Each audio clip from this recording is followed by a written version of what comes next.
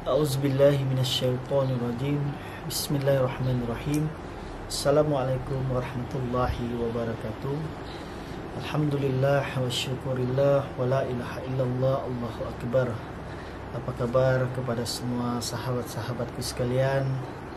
Semoga anda dalam keadaan yang baik-baik sahaja, dalam keadaan yang sehat, dalam keadaan yang sentiasa baik, tak kiralah dari segi emosi, fizikal maupun mental. Dan mudah-mudahan Allah Subhanahu wa taala sentiasa memberikan perlindungan kepada kita, amin ya rabbal alamin. Alhamdulillah, ini tak lama lagi kita akan sampai di bulan yang paling mulia, yaitu bulan Ramadan, bulan yang dinanti-nantikan semua umat Islam.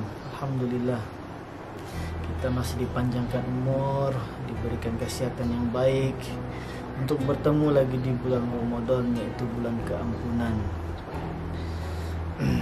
Walaupun pada saat ini kemungkinan kita tidak akan dapat melakukan solat sunat tarawih di masjid, tidak dapat pergi ke bazar Ramadan, tidak dapat melakukan aktiviti seperti biasa karena kita masih dalam tempo kawalan pergerakan. Mudah-mudahan dengan banyak masa, kelapangan, kesempatan ini kita manfaatkan sebaiknya. Tak kiralah kita nak buat apa sekalipun, yang penting dengan masa yang ada ini, sekiranya ada yang masih tidak pandai membaca Al-Quran, belajarlah. Belajarlah daripada mana-mana pun untuk membolehkan diri anda boleh membaca Al-Quran. Apa gunanya kita mendapat sijil yang tinggi, PhD, Master, Degree, Diploma, mempunyai jawatan yang tinggi, tapi kita buta Al-Quran. Kita pandai dalam bahasa Perancis, kita pandai dalam bahasa English, kita pandai dalam bahasa Rusia, kita pandai dalam bahasa India, tapi kita tidak pandai membaca Al-Quran. Satu perbuatan yang sangat-sangat rugi, sangat-sangat merugikan diri, dunia dan akhirat. Karena dunia ini ibarat penjara bagi orang yang beriman, yaitu tempat untuk berpenat, mencari pahala sebelum bertemu dengan Allah Subhanahu wa taala di hari akhirat kelak. Sekiranya bukan kita yang mengubah diri kita, siapa lagi yang mau mengubah diri kita? Sekiranya kita tidak berusaha untuk memperbaiki diri kita, siapa lagi yang akan memperbaiki diri kita kalau bukan kita sendiri? Sedang Allah Subhanahu wa taala telah sebutkan di dalam Al-Quran, di dalam surah Ar-Ra'd ayat yang ke-11, yang bermaksud sesungguhnya Allah Subhanahu wa taala tidak akan mengubah keadaan suatu kaum, melainkan mereka sendiri yang berusaha untuk mengubah diri mereka sendiri. Kita tidak boleh mengatakan kita menunggu hidayah untuk berubah menjadi lebih baik. Itu adalah satu azam yang salah. Sepatutnya kita berazam untuk memperbaiki diri kita dahulu.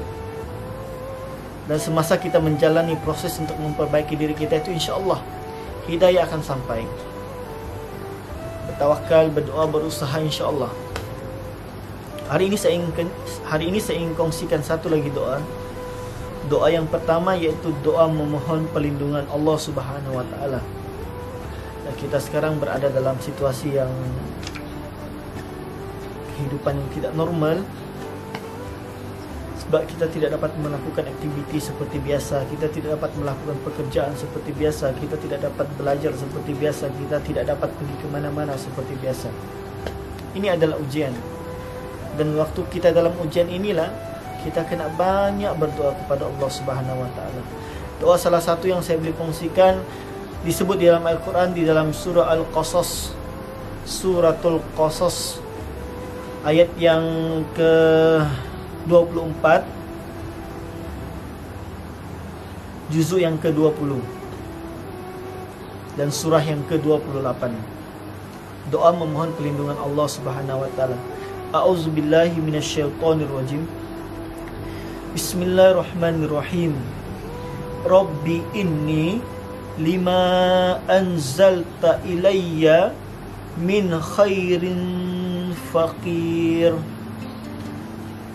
Yang bermaksud, wahai Tuhanku, Sesungguhnya aku sangat memerlukan kepada sebarang kebaikan yang Engkau kurniakan.